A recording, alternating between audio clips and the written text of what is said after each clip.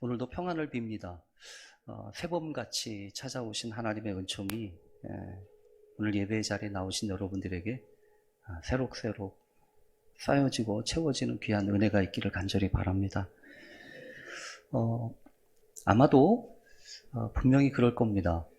싸움닭이라고 일컬어지는 사람들조차도 원래 싸우는 것을 좋아하는 사람은 아마 없을 겁니다. 웬만하면 큰 소리 내고 싶지 않고, 웬만하면 얼굴 붉히고 싶지 않은 것이 우리들의 마음일 겁니다. 어떤 식으로든지 싸우게 되면 자기도 힘들고 또 상대방도 힘들고 여러 가지 어려운 일들이 우리 마음 가운데서 일어나기 때문이죠. 그래서 이 동서의 이 최고의 전략가들이 그렇게 이야기했는지도 모르겠습니다. 싸우지 않고 이기는 것이 최상이다. 여러분 그렇지 않겠어요? 싸워가지고 이기는 것도 좋지만 싸우지 않고 이길 수 있다면 그것처럼 최고가 없기 때문이겠죠. 그런데 여러분 어떻습니까? 우리가 살아가는 이 땅에서 싸움이 없을 수 있겠습니까? 성경에 보면 사자와 어린 양이 함께 뛰고 독사굴에 손 넣어도 다치지 않을 거라고 하는 그런 꿈과 비전의 소망이 하나님 나라에 있지만, 우리가 이 땅에서 현실적으로 경험하면서 느끼는 것은 치열한 눈치 싸움 아닌가요?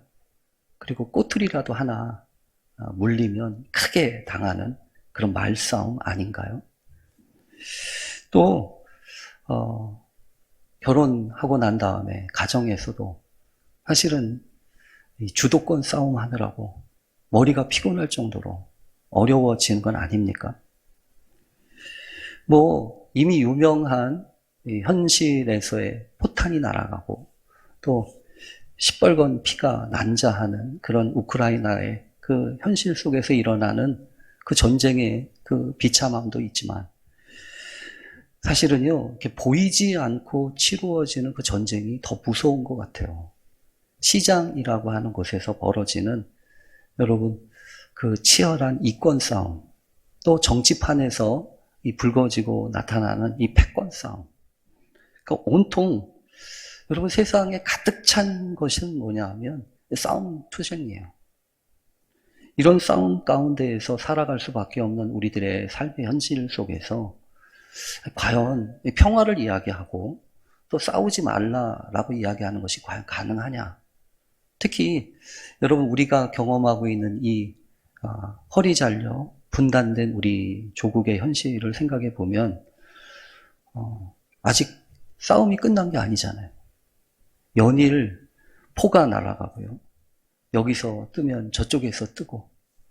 그래서 사실은 아직도 끝나지 않은 전쟁의 상흔이 우리 마음 가운데 있기에 참 현실적인 거라고 하면 이 싸움에 대한 형식적인 논리에 대한 싸움보다도 정말 필요한 것은 싸움이 있구나라고 하는 것은 우리가 어쩔 수 없는 거죠. 근데 문제는 어떤 싸움을 싸울 것이냐 이거 아니겠어요? 어떤 싸움을 싸울 것이고 또 어떻게 싸워야 되는가? 어떻게 싸워야 올바르게 싸울 수 있는 것인가를 고민하고 묻는 것이 더 훨씬 현실적이고 지혜로운 거다라는 생각을 해봅니다. 특히 여러분 이 싸움과 관련돼서는 성경을 보면서 제가 깜짝 놀라고 다시금 정리하게 된 것이 있습니다. 뭐냐 하면 하나님 우리를 인도하실 때 여러 가지 다양한 방식 가운데서 우리를 인도하시는데, 그 중에 한 가지가 어떤 경우는 우리로 하여금 이 싸움에, 이 전쟁에 빠지지 않도록 이렇게 막아주시는 경우도 있습니다. 예를 들어서 성경에 보면 그런 게 있잖아요. 이스라엘 백성들이 이 애굽을 나오고 이 엑소더스 출애굽을 하기 시작을 하면서 이제 이들은 가야 할 방향을 정하고 길을 찾게 됩니다. 근데 성경에 보면 이렇게 딱 집어서 이렇게 말씀하신 구절이 있어요. 출애굽기 13장 17절 이하에 보면 이스라엘 백성들이 이제 나오고 난 다음에 가야 하는데 방향과 길을 찾아야 되는데 성경에 이렇게 되어 있습니다. 바로가 백성을 보낸 후에 이 블레셋 사람의 땅의 길은 가까울지라도 하나님이 그들을 그 길로 인도하지 아니하셨으니, 가까운 길이 있었다는 겁니다. 애굽에서부터 이 가나안 땅까지 이르는 가까운 길이 최단기간에 갈 수 있는 대략 15일 정도면 갈 수 있다고 하는 그런 길이 이 블레셋 사람의 땅의 길이라고 일컬어지는 그 길이었다는 것입니다. 그래서 실제로 이 지중해 쪽으로 이렇게 저렇게 가는 여러 가지 그 해변길이라고도 이야기하고, 또 이 길은 그 당시에도 그렇지만 지금까지도 유명한 국제도로로 이렇게 정평이 나 있습니다. 애굽에서부터 바벨론까지 이르는 큰 길이니까 뭐 평소에는 중요한 물자들이 왕래하기도 할 것이고, 또 전쟁이 벌어지면 마치 그 길로 이렇게 큰 군인들이 왕래하는 그 길이라는 거죠. 우리식으로 표현하면 여기 서울에서 평양까지 가는 1번 국도 아마쯤이 될 것 같아요. 근데 하나님이 그 빠른 길을, 그 블레셋 사람의 땅의 길로 하나님이 그 백성들을 인도하지 않으셨다는 겁니다. 왜 그랬을까요? 그 이유와 관련돼서 성경은 분명하게 이야기합니다. 제가 그대로 읽어볼게요. 출애굽기 13장 17절 중반 부분입니다. 이는 하나님이 말씀하시기를 이 백성이 전쟁을 하게 되면 마음을 돌이켜 애굽으로 돌아갈까 하셨습니다. 그 길로 가면 당연히 전쟁을 할 수밖에 없다는 겁니다. 왜냐하면 여러분 그렇잖아요. 이 중요한 교역로는 가끔씩 이 도적대도 있고 공격을 받기도 쉽습니다. 그러니까 그 당시에 패권을 쥐고 있었던 이집트, 이 애굽은요, 그 길을 지킬 수밖에 없는 겁니다. 그래서 군데군데에 이 정예 부대들을 배치하기도 하고, 또 그곳의 안전과 그곳을 빼앗기지 않기 위하여 그곳을 잘 지키고 있었기 때문에 만약에 이스라엘 백성들이 그 길로 가게 된다면 당연히 만날 수밖에 없지 않겠습니까? 그러니까 하나님이 그 길로 이스라엘 백성들을 가지 않도록 막으셨다는 얘기입니다. 그래서 전쟁을 하게 되면 마음이 돌이켜서 애굽으로 다시 돌아갈까 봐. 뭐 여러분 당연한 이야기 아니겠어요? 전쟁을 해본 사람하고 해보지 않은 사람하고는요 차이가 납니다. 아무리 사람이 많이 있어도 전쟁을 해보지 않으면 여러분 전쟁한 사람, 훈련된 사람을 도저히 이길 수가 없지 않습니까? 그러니까 이스라엘 백성들이 아무리 하나님의 특별한 은총과 능력 가운데서 출애굽을 했다고 할지라도 당연히 게임이 안 되죠. 어떻게 이길 수 있겠습니까? 그러니까 하나님이 막으신 거예요.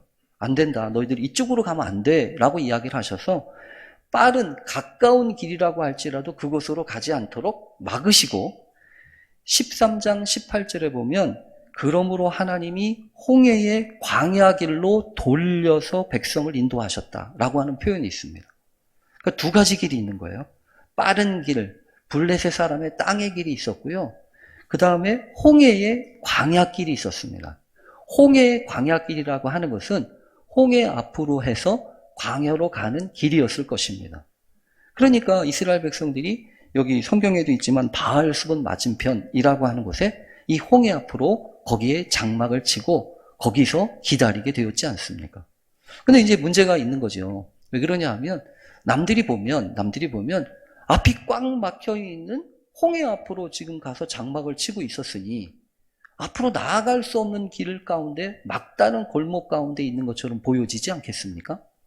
그러니 당연히 성나고 화났던 이 애굽의 군인들이 특별병거 600승까지 편성을 해서 막 쏜살같이 다가오는 것을 보면서 먼지가 막 일어나고 저 뒤에 뭔가 쫓아오는 것을 알게 되었을 때 이스라엘 백성들이 얼마나 놀랬겠어요. 그래서 성경에 보면요, 막 원망하고 우리가 죽을 데가 없어서 이곳으로 인도했냐라고 이야기하면서 한참 동안 실갱이를 벌이는 일이 있지 않아요. 여러분, 하나님이 우리를 인도하실 때 여러분 기억하십시오. 빠른 길로만 인도하시는 거 아니에요. 절대로 안 그렇습니다. 하나님이 원하시는 것은 우리에게 가장 적합한 길을 원하세요. 인도하신다고. 그래서 때로는 빠른 길이라고 할지라도 막으시는 겁니다. 그리고 때로는 돌아가게 되더라도 멀리 돌아가는 길이라고 할지라도 하나님이 인도하시고 하나님이 붙드시고 역사하시는 그 길이 될 수 있는 거죠. 특별히 여러분, 하나님이 그렇게 하시는 데는 다 이유가 있죠. 첫 번째는 아까 말씀하신 것처럼 전쟁을 하게 되면 이 사람들이 마음 상하고 돌아가게 될까 봐. 그게 첫 번째 이유였어요. 두 번째는요, 성경에 보면 이렇습니다. 하나님이 원래 작정하셨어요. 왜 작정하셨냐면 하나님이 모세한테 분명하게 처음부터 얘기하셨거든요. 모세한테 너 내 백성 가서 구원해내라 라고 얘기하시면서 단도직입적으로 얘기하신 것 가운데 3장 12절에 보면 내가 반드시 너와 함께 있을 것이고 네가 그 백성을 애굽에서 인도하여 낼 것이다. 그리고 그 후에 너희가 이 산에서 하나님을 섬기게 될 것이다. 그 처음부터 하나님은요, 하나님의 백성들을 이 산으로 인도하려고 작정하셨습니다. 그 산은 어떤 산인데요? 하나님이 모세를 만나셨던 그 시내 산이요. 그 시내 산으로 그 백성들을 이끌어오기를 원하셨다는 거예요. 왜요? 그 시내 산에서 그 백성들과 언약을 맺으시고 하나님의 말씀 계명을 주시기 위해서 그 언약과 계명을 주셔서 그 백성들로 하여금 거룩한 나라, 제사장 나라의 백성이 되게 하시려고 한 하나님의 계획이 있으셨던 거라는 거죠. 그러니까 하나님 그렇게 인도하시는 거예요. 그러나 여러분 또 한 가지가 있어요. 숨겨진 비밀이 하나 있습니다. 뭐냐 하면 제 생각에는요, 이러신 것 같아요. 그 백성들로 하여금 어떻게 싸우는지를 알게 하시기 위함입니다. 전쟁을 피해서 도망다니는 사람이 아니라 어떻게 싸워야 될지를 가르치시려고 하셨다는 거죠. 그래서 홍해 앞으로 인도하신 다음에도 하나님이 이 백성들을 향하여서 분명히 이야기하십니다. 그 원망하고 불평하고 성질 부리고 있던 백성들을 향하여서 하나님이 모세를 통하여 뭐라고 얘기하시냐면 너희는 두려워하지 말고 가만히 있어서 여호와께서 오늘 너희를 위하여 행하시는 구원을 보라. 여호와께서 너희를 위하여 싸우시리니 너희는 가만히 있을지어다. 가만히 있으라고는 하셨지만 실제로 더 중요한 것은 뭐냐 하면 하나님이 어떻게 싸우는지를 보라는 거예요. 그래서 올바로 싸우는 법을 배우라는 것입니다. 그래서 여러분, 이스라엘 백성들이 그 광야의 여정을 통해서도 아말렉과도 싸우는 그 경험을 하면서 몸소 경험하잖아요. 여호수아는 밑에서 나가서 싸우고요. 모세는 산으로 올라가가지고 손을 듭니다. 손이 내려올 만하면 옆에서 아론과 홀이 받쳐서 들어요. 그러면서 이상한 사실을 한 가지 발견하잖아요. 싸우는 건 저 밑에서 여호수아와 백성들인데 모세가 손을 내리면 지고 모세가 손을 올리면 이기는 거예요. 그러니 여러분, 그 백성들한테 지금 무슨 얘기를 하는 거죠? 이렇게 싸우라는 거예요. 저 밑바닥에서 여호수아처럼만 싸우는 것이 아니라 저 모세처럼 산 위에서도 싸우라는 거예요.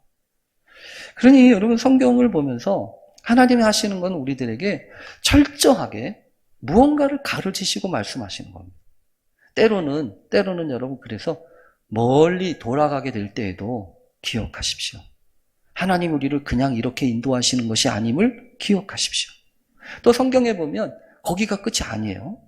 이스라엘 백성들이 그렇게 해서 30년 동안 40년 동안 광야 길을 마치고 약속의 땅으로 들어가야 돼요.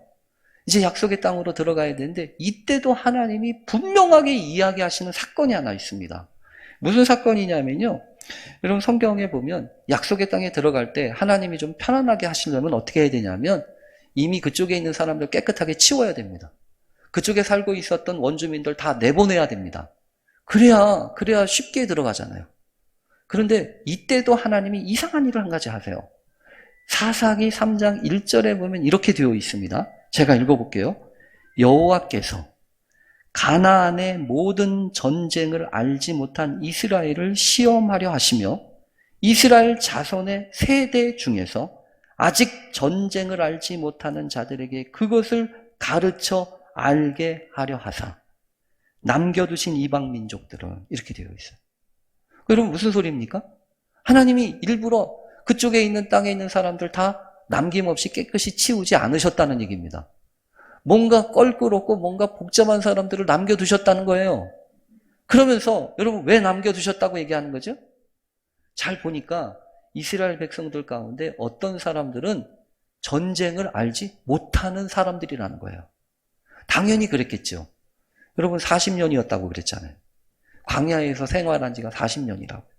그러면 이스라엘 백성들이 출애굽하면서 바로하고 싸웠던 것을 경험하고 홍해 바다를 건너면서 하나님이 홍해를 가르시고 그 뒤에 쫓아오던 애굽 사람들을 수장시켜서 완전히 없애버렸던 것을 경험한 사람들이 있는가 하면 40년 전이니까 광야에서 태어난 사람들은 그 전쟁을 모르는 거죠.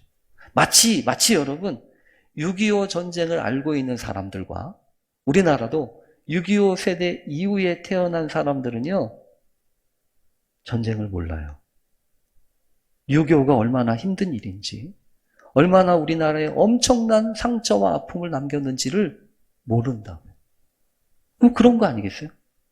약속의 땅에 들어가는데 어떤 사람들은 알지만 어떤 사람들은 모르는 거예요. 특히 광야에서 태어난 사람들은 몰랐다고요. 그러니까 하나님이 어떻게 하셨다는 거죠? 그 약속의 땅에다가 어떤 사람들을 남겨두셨다는 거예요. 왜 그런 거죠? 전쟁을 알게 하려고. 그러니까 여러분, 우리들이 하나님 앞에 기도하면서 간구해야 될 것 중에 한 가지는요. 하나님, 나 싸우는 거 싫어요. 나 전쟁하지 못해요. 나 무서워요. 두려워요. 안 하고 싶어요. 이렇게만 구하면 안 되는 거예요. 오히려 하나님이 우리에게 기대하시는 것은 뭐냐 하면 하나님의 말씀과 그 인도하심을 따라서 싸워야 될 싸움을 싸우는 데 있습니다. 전쟁의 의미와 우리가 해야 될 전쟁이 무엇인지를 명확하게 알게 하시는 것이 하나님의 더 깊은 뜻일 수 있다는 거예요. 그래서 여러분 기억하세요. 때로는 빨리 안 가고 멀리 돌아갈 때, 그리고 좀 깨끗하게 정리가 돼서 좀 편안하게 됐으면 좋겠는데 아직 편안하지 않고 아직 뭔가 찝찝하게 남아있는 문제들이 있을 때, 그때는 영락 없어요. 하나님이 나에게 뭔가를 가르치시고 말씀하시려는 겁니다. 그 특별히 전쟁이라고 하는 것들을 통해서. 오늘 특별히 왜 제가 이 싸움에 대한 이야기를 하냐면, 오늘 유명한 다윗과 골리앗의 싸움의 이야기가 오늘 성경에 있기 때문에 그렇습니다. 이거는 뭐 우리가 너무 잘 아는 말씀이에요. 뭐 영화로도 보고 뭐 한 번쯤 들어봤으니까 여러분 이것과 관련돼서 이거 뭐 어떻게 말씀을 나눌까 이런 생각을 하면서도 저는 이 말씀을 준비하면서 그런 생각이 불현듯 듣고 여러 우리 교우들과 함께 요거 중요한 본문이다. 왜 중요한 본문이냐 하면 아까도 말씀드렸잖아요. 지금 무슨 전쟁이 일어나는 거예요. 무슨 싸움이 있는 겁니다. 영적인 싸움이 됐든 무슨 싸움이 됐든 내 안에서 부글부글 거리는 거든 뭐가 됐든 무슨 지금 싸움이 있는 거예요. 뭐 어떻게 하면 좋겠습니까? 무시하고 없는 것처럼 살까요? 그냥 아닌 것처럼 그래도 되지요. 그러나 여러분 오늘 성경을 보면서 그래서 오늘 제목을 그렇게 잡은 겁니다. 올바로 싸우는 법을 배워라. 오늘 우리에게 주시는 말씀이 그렇다는 거죠. 그러면 여러분 먼저 오늘 성경을 보면서 첫 번째, 뭐가 어떻게 해야 올바로 싸우는 거냐 이거예요. 안 싸울 수는 없을 거고 싸움을 무시할 수도 없을 거고 도망갈 수도 없잖아요. 어떻게 해야 되냐는 거죠. 첫 번째 오늘 성경에 보면 여러분 싸우는 것을 두려워하지 말아야 합니다. 싸우는 것을 두려워하지 말아야 돼요. 특히 오늘 성경 본문에 보면 이 골리앗이라고 하는 사람이 나옵니다. 골리앗이라고 하는 사람은 이 블레셋 사람들이 내세웠던 싸움을 도두는 사람입니다. 싸움을 도두는 사람이라고 하는 표현이 참 애매합니다. 왜냐하면 명확하게 얘기하면 아시하베나이라고 하는 이 단어는 어떤 사람이냐면 문자적으로는 이쪽과 이쪽 그 둘 사이에 있는 사람이라는 뜻입니다. 그러니까 그 중간에 이렇게 껴드는 사람이라는 거죠. 그러니까 실제로 여러분 성경에 보면 이 블레셋 사람들과 이스라엘 사람들이 대치를 하고 있는데 이 전쟁이 쉽게 진행이 안 돼요. 왜냐하면 함부로 공격했다가 당할 수 있으니까 서로 막 으르렁만 되는 거죠. 근데 거기에서 이 블레셋 사람들이 내세운 사람이 바로 골리앗이라는 사람입니다. 그 골리앗이라고 하는 사람은 여러분 성경에 보면 한바탕 얘기하죠. 야! 이러면서 막 욕을 한바탕 얘기하면서 식빵 얘기도 하고 뭐 막 이러면서 이 사람들한테 막 뭐라고? 모욕적인 언어를 하는 거죠. 그러면서 야, 다른 거 필요 없고 이쪽 대표는 나니까 니들 대표 한 명 내보내라. 그러고서 뭐 많은 사람들 다치게 할 필요가 뭐가 있냐. 너하고 나하고만 싸워서 결판을 내자. 이렇게 얘기해요. 근데 여러분 요거는요. 성경을 잘 읽어보세요. 성경이 이런 식으로 싸운 적이 있습니까? 없어요. 이런 식의 싸움은 어디에서나 유행하는 거냐면 히랍의 헬라의 전투신들 보면, 그래서 아테네와 그리스 뭐 이런 데서 보면 이쪽에 전투가 잘 있으면 여기서 한 명이 쫙 나오고요. 이쪽이 딱 나와가지고 막 싸우다가 결판이 내는 게 그게 히랍식 전투예요. 근데 지금 성경에도 보면 이런 식의 싸움의 이야기가 보도된 적은 여기 말고 없어요. 유일한 겁니다. 그러니까 여러분 이거는 이런 뜻이에요. 이 블레셋이라고 하는 사람들은 그 뿌리가 어디다? 히랍에 있다는 거죠. 이 블레셋 민족은 원래 거기 살던 사람들이 아니에요. 그 뿌리는 저쪽, 그리스 아테네 쪽, 그쪽에서부터 걸러온 사람들인 거예요. 근데 어쨌든 여러분, 중요한 건 이거예요. 이 사람들이 이런 식으로 전쟁을 끌어가고 있을 뿐만 아니라 골리앗이라고 하는 막강한 사람을 내세웠다는 거죠. 그래서 여러분, 내세웠을 때 아주 조금의 꼬맹이가 아니에요. 엄청난 거구, 거의 3m에 다다를 정도로, 그리고 갑옷과 같은 무기도요, 아주 완전 중무장을 합니다. 그 무게만 따져보니까 약 57kg에서 60kg 정도 된대요. 그러니까 몸에 붙인 거가 50kg, 60kg 되니까 성인 한 사람을 갖다 붙인 거예요. 그러니까, 그리고 창자로만 하더라도 배틀체와 같아가지고 약 12kg, 13kg 되는 그 창자를 휘두르려고 하니, 여러분 이게 무슨 뜻입니까? 이거는요, 사실은 그래요. 실제로 싸움에 최적화되어 있는 사람이 아닙니다. 이 사람은 겁만 주는 사람이에요. 그래서 이 사람이 하는 일은 심리적인 전투입니다. 그래서 블레셋에서 이 골리앗을 내세운 이유는 실제로 싸우겠다는 게 아니고 전의를 상실하고, 그래서 감히 도전조차 못하게 할 만큼 그 마음의 문제를 다루기 위해서 내세운 거예요. 그러니까 실제로 여러분 40일이 지나면서 이스라엘 백성들 사이에 무슨 일이 벌어졌습니까? 엄두가 안 나는 거죠. 싸울 엄두가 안 나요. 도대체 누가 저 사람들하고 싸울 수 있겠습니까? 그 엄청난 거구를. 그렇게 완전 무장하고 있는 사람하고 도대체 누가 싸우겠냐고요. 그러니까 다 이스라엘 백성들 사이에서는요, 고개를 설레설레 흔들면서 싸우기도 전에 이미 졌어요. 그런 판국에 지금 이런 일이 벌어지고 있는 겁니다. 그렇게 계속 가다가는요, 아마 싸우지도 못하고 졌을 거예요. 근데 하나님이 다윗을 보내시잖아요. 다윗이 가서 새로운 시각으로 보기 시작을 합니다. 여러분 오늘 성경에 보면 그런 심리전을 깨트리면서 다윗이 했던 것은 무엇입니까? 내가 싸우겠다는 거예요. 네가 가서 싸워라. 이 얘기가 아닙니다. 내가 싸우겠다는 거예요. 내가. 여러분 이거 상당히 중요한 얘기예요. 어떤 싸움이든지 내가 싸우기로 작정해야 됩니다. 딴 사람이 대신 싸워주고 딴 사람이 대신 문제를 해결해줘도 될 수 있죠. 그러나 여러분 실제로 생각해 보면 승리라고 하는 것은 딴 사람이 주는 거 아니에요. 오직 싸우기로 작정한 사람들한테 주어지는 것이 승리의 기쁨입니다. 그래서 유명하게 여러분도 기억하시죠? 김연아 선수가 그 좌우명처럼 훈련할 때마다 썼던 그 명구가 있잖아요. No cross, no crown. 십자가가 없으면 왕관도 없다. No pain, no gain. 고통이 없으면 얻는 것도 없지. 여러분 언제나 그렇습니다. 싸워야 한다는 것에는 두려움이 있어요. 싸우기 위해서는 대가를 치러야 하고요.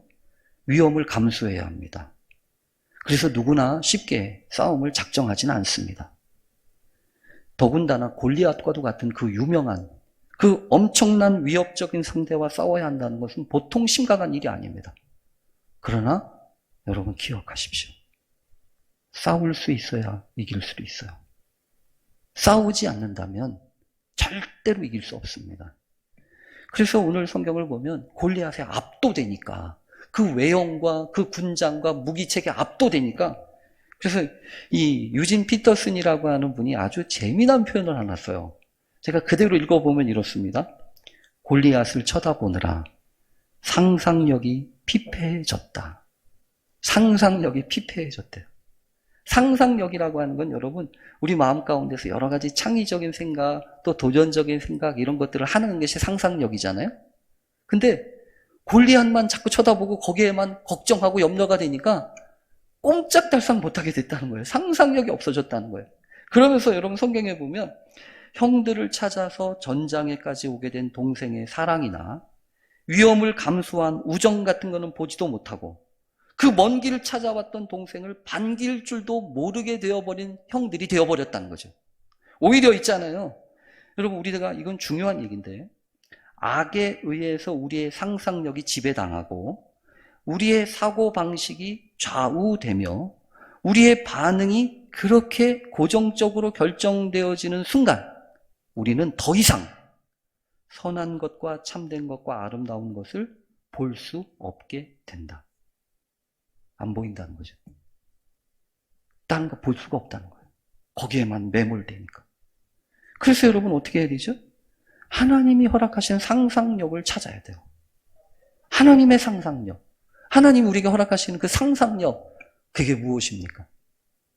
하나님이 함께 하셔서 우리에게 허락하시는 것으로 보면 골리앗이 어떻게 보이냐면요. 여러분, 다윗은 골리앗을 이렇게 불러요. 저 할례받지 못한 블레셋 사람. 할례받지 못한 블레셋 사람이라고 하는 표현은 여러분 이런 거예요. 할례라고 하는 것은 하나님과 언약 관계에 있는 사람들이 하는 일입니다. 그래서 할례를 받는다고 하는 것은 하나님의 언약을 받는 거라는 거예요. 할례 받지 못한다는 건요, 하나님과 관계없는 사람들이라는 거죠. 여러분, 우리도 그래요. 세상 아무리 있는 것들을 봐도 하나님과 아무런 관계가 없다면 그게 무슨 가치가 있겠어요? 세상에서 귀하게 여기고 좋은 거라고 얘기하지만 그거에 목말라오고 그거에 허덕이다 보면 진짜가 되는 것은 까마득하게 잃어버리잖아요. 그래서 여러분 너무나 많이 세상의 것에 자꾸만 쳐다보고 집중하는 것은 위험한 거예요. 하나님의 은혜, 하나님의 역사를 바라봐야 세상 것들을 넘어설 수 있는 힘이 생긴다고요. 더군다나 오늘 성경을 보면서 여러분 이거 중요한 거예요. 그렇게 싸우기로 작정을 했으면 바로 싸울 수 있을 줄 알았죠. 거칠 게 많아요. 해결할 게 많다고요. 첫 번째는 이거예요. 먼저 싸우기로 작정을 했으면 싸워야 되는데 제일 먼저 걸림돌처럼 다가왔던 게 누굽니까? 형들이잖아요. 특별히 엘리압이라고 하는 큰형이잖아요. 큰형이 보기에 여러분 뭐냐면 너 왜 여기 왔냐는 거예요. 전쟁 구경 왔냐? 나는 네 교만함과 네 완악함을 내가 아는데 어디서 이렇게 깝치고 어디서 이렇게 나서냐 이거예요. 그러니 여러분 생각해 보세요. 아니 지금 아버지가 부탁해가지고 형님들 잘 계신지 와보고 여기까지 왔는데 이렇게 대접을 해요? 저 같으면요 한바탕 했습니다. 아무리 형이라고 할지라도 한바탕 하죠. 여러분 근데 오늘 성경에서 얘기하는 건 그거예요. 그 사람하고 싸울 게 아니라는 겁니다. 엘리압하고 왜 싸워요? 누구하고 싸워야 되죠? 골리앗하고 싸워야죠.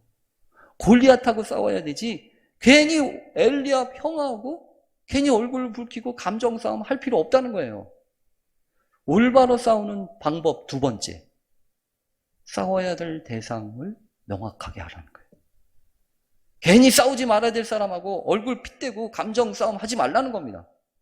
또 하나, 여러분 그렇게 싸우겠다고 하니까 사울이 여러분 그러지요? 야, 너 그렇게 하면 못 싸워. 내가 입던 옷 벗어줄게. 내가 쓰던 이 투구 줄게. 내가 쓰고 있던 칼 줄게. 이걸로 싸워. 근데 여러분 오죽했으면 그렇게 했겠어요? 오죽했으면? 근데 막상 싸우려고 하고 위해서 다윗이 그거 입고 보니까 걸리적거려요. 그래서 뭐라고 하냐면 이거 가지고선 못 싸우겠습니다. 이렇게 싸우는 거 아닌 것 같습니다. 그래서 벗어 던지잖아요. 그러고서 뭐해요? 자기가 싸웠던 그 물맷돌 제구에다가 돌 5개를 준비해가지고 가잖아요. 여러분 이건 무슨 얘기죠? 남의 걸로 싸우지 말라는 거예요. 자기 걸로 싸워야 되지 남의 거 가지고서 싸우지 말라는 겁니다. 그런데 여러분 그 남의 거가 아니고 자기 거 이게 중요해요. 물맷돌이 중요하지만 물맷돌이 의미하는 것은 무엇일까요? 그럼 물맷돌이 의미하는 건 뭐예요? 다윗이 스스로 얘기했어요. 뭐라고 했냐면 너는 칼과 창과 단창으로 내게 오지만 나는 네가 모욕하는 그 만군의 하나님의 이름으로 너에게 나아간다. 이 돌멩이가 중요한 게 아니고요. 하나님의 이름으로 나아가는 게 중요한 거예요. 그러니까 여러분 이거는 어떤 뜻이냐면 나는 하나님의 이름 가지고 나아가겠다는 겁니다. 그게 무기라는 거예요. 여러분 이거는 꼭 어떤 느낌이냐면 초대교회 때 성전에 올라가던 베드로와 요한한테 물끄러미 쳐다보던 그 안진뱅이 그 병자에게 베드로가 이야기합니다. 너는 나에게 쳐다보면서 금과 은을 원하지만 금과 은은 내게 없지만 내게 있는 것으로 내게 주노니 곧 나사렛 예수의 이름으로 일어나 걸어라. 이러면서 일으키잖아요. 금과 은이 중요한 게 아니고요. 예수의 이름이 중요한 거잖아요. 여러분 오늘날 생각해 보세요. 그럼 예수 그리스도의 이름으로 나아가는 게 여러분 뭔가요? 예수 그리스도의 이름으로 나가서 싸우기 위해서 나가서 그 예수 그리스도의 이름을 앞세우고 가는 게 뭐냐고요? 한 가지 가르쳐 드릴게요. 기도예요. 그럼 기도 아니에요? 예수 그리스도의 이름으로 기도합니다. 예수 그리스도의 이름으로 기도합니다라고 얘기하잖아요. 그러니까 물맷돌은 다른 게 아니고 우리에게 있어서는요. 기도예요. 오늘 잘 됐어요, 여러분. 오늘부터 우리 교회에서 중보기도 하자고 막 하는 거예요. 중보기도 내 얘기는 아닌가 보지 이렇게 생각할지 모르겠어요. 그러나 여러분 그거 아니에요. 기도라고 하는 것은 전쟁입니다. 기도라고 하는 것은 싸움이에요. 그것처럼 귀한 싸움이 없는 거예요. 저는 여러분들이 그런 기도자가 되시길 바랍니다. 세상의 방식과 세상의 것 가지고 쩔쩔매는 사람들이 아니라 얼굴 핏대 세우고 감정으로 처리하는 그런 사람이 아니라 어떤 문제가 오든 그 문제 가지고 하나님 앞에 나아가 하나님의 보좌 앞에 나아가 눈물로 기도하며 간구하며 그 문제와 싸우고 그 악한 진과 싸우는 위대한 전도자들, 위대한 영적 군인들이 되시길 간절히 바랍니다. 그럴 때 우리는요 올바른 싸움의 시작을 보게 될 거예요. 그런 은혜가 있는 우리 교회 되실 수 있기를 간절히 축원합니다. 잠깐 기도하겠습니다. 하나님 감사합니다. 도대체 어떻게 싸워야 되는지, 무슨 싸움을 해야 되는지 알지 못하고 하나님 정신없이 지나갈 때가 많습니다. 싸워야 될 사람하고는 싸우지 않고 사랑하는 사람, 평소에 사랑하기도 급한, 사랑하기에도 시간이 넉넉하지 않은 그 사람들과 얼굴 붉히며 큰 소리 내고 싸웠던 것 용서해 주시옵소서. 주의 사랑으로 올바른 싸움 할 수 있도록 우리에게 지혜와 용기와 믿음을 더해 주옵소서. 예수님의 이름으로 기도합니다. 아멘.